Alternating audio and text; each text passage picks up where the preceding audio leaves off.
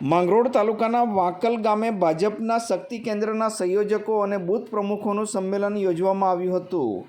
રાજ્ય સરકારના વનમંત્રી મુકેશભાઈ પટેલ અને માંગરોળના ધારાસભ્ય ગણપતભાઈ વસાવાની ઉપસ્થિતિમાં આ સંમેલન યોજવામાં આવ્યું હતું. હાલમાં લોકસભાની ચૂંટણી યોજાઈ રહી છે, ત્યારે બારડોલી લોકસભા બેઠક ઉપર ભાજપના ઉમેદવારને જીતાડવા માટેની વ્યૂહરચનાના ભાગરૂપે આ સંમેલન વાંકલ ખાતે યોજવામાં આવ્યું હતું, જેમાં માંગરોળ વિધાનસભા મતવિસ્તારમાં આવતા માંગરોળ અને ઉમરપાડા તાલુકાના ભાજપ કાર્યકર્તાઓ, બૂથ પ્રમુખો તેમજ સંયોજકો ઉપસ્થિત રહ્યા હતા. તેમજ સાથે મહિલા કાર્યકર્તાઓ મોટી સંખ્યામાં ઉપસ્થિત રહી હતી.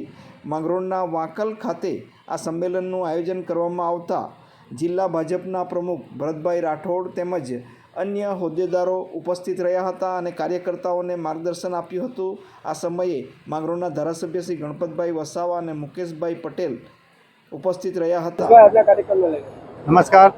આજરોજ 23 બારડોલી લોકસભાના અંતર્ગત 156 માંગરોળ સભાનું આ કાર્યકર્તાઓનું સંમેલન ઉપસ્થિત સૌ કાર્યકર્તા હાજર રહ્યા હતા. એમાં રાજ્ય કક્ષાના મંત્રી મુકેશભાઈ પટેલ, લોકલાલીલા અમારા ધારાસભ્ય ગણપતભાઈ વસાવા, ત્યારબાદ જિલ્લા સંગઠનના પ્રમુખ ભરતભાઈ રાઠોડ, જિલ્લાના સૌ સંગઠનની ટીમ હાજર રહી હતી.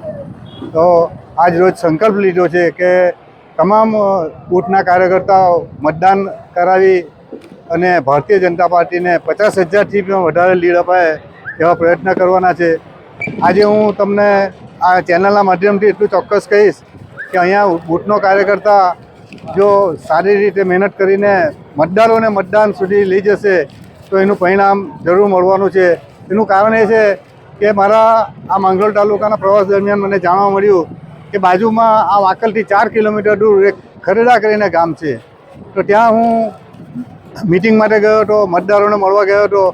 તો એ ગામની અંદર આ જે રાજ્ય સરકારની પાણીની યોજના આવી, એ યોજનાને લીધે એ ગામની અંદર ખેડૂતોને 3 કરોડ રૂપિયાના ટલ પાક્યા. એટલે કહેવાનો મતલબ કે સરકાર તરફથી ખેડૂતોને, આદિવાસીઓને ઘરનું ઘર મળ્યું છે, રાશન મફત મળે છે, 3 વર્ષથી મળે છે, હજુ 5 વર્ષ મળવાનું છે.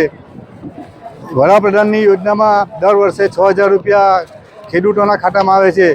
તો કહેવાનો મતલબ કે તમામ મતદારો ખરા એ ભારતીય જનતા પાર્ટીને મત આપવા તૈયાર છે. ખાલી પ્રયત્ન એટલા કરવાના છે કે મતદારોને મતદાન મથક સુધી લઈ જઈ મતદાન કરાવશે તો એનું 100% પરિણામ ભારતીય જનતા પાર્ટી તરફ મળવાનું છે અને 50,000 કરતાં વધારે લીડથી પણ ભારતીય જનતા પાર્ટી વિજય મેળવશે એ મને પૂરેપૂરી આશા છે. અસ્તુ. ભારત માતા કી જય. આજે બારડોલી લોકસભાના માંગરોળ વિધાનસભાની અંદર પેજ કમિટીના પ્રમુખો, બૂથના પ્રમુખો, બૂથના પ્રભારી, તાલુકા પંચાયતના સભ્યો, જિલ્લા પંચાયતના સભ્યો, તમામ હોદ્દેદારોની આજે એક મિટિંગ રાખી રહી. ખૂબ મોટી સંખ્યામાં દરેક બૂથની અંદરથી લોકો આવ્યા હતા. અમારા સાંસદશ્રીનો શક્તિ કેન્દ્ર વાઇઝ પ્રવાસ પણ થઈ ગયો છે. અમારા વિસ્તારના ધારાસભ્ય શ્રી ગણપતભાઈ વસાવાજીનો પણ લગભગ ગામોનો પ્રવાસ પૂર્ણ થઈ ગયો છે. ખૂબ બધા વિકાસના કામો આ વિધાનસભાની અંદર પણ થયા છે અને લોકોએ નરેન્દ્રભાઈ મોદી સાહેબને ત્રીજી વાર વડાપ્રધાન બનવાનો સંકલ્પ પકડી લીધો છે. સાહેબ, એક રાહુલ ગાંધીનું નિવેદન આવ્યું છે કે રાજા રજવાડાઓ પોતાની મનમાની કરતા અને પોતાની ગરીબોની જમીનો લઈ લેતા હતા. આમાં તે શું કહેવું છે? રાહુલ ગાંધીનું નિવેદન એ કોંગ્રેસની માનસિકતા છતી કરે છે અને એટલા માટે જ એ આવા બધા વાહિયાત નિવેદનો કરતા આવે છે. જ્યારે સરદાર પટેલે 565 રજવાડાઓને એક કરીને એક શ્રેષ્ઠ ભારત બનાવ્યું હતું અને એના માટે આવા નિવેદનો એના માટે યોગ્ય નથી. પરંતુ આ ભારત દેશની જનતા જાણે છે કે દેશના વડાપ્રધાન નરેન્દ્રભાઈ મોદી સાહેબે જે રીતે 4 જ્ઞાતિ, ગરીબ, મહિલા, યુવાન, કિસાન, આ 4 જ્ઞાતિને સાથે લઈને ચાલે છે અને દેશનો વિકાસ કરે છે અને વિકાસની ગાડી આગળ વધતી રહેશે.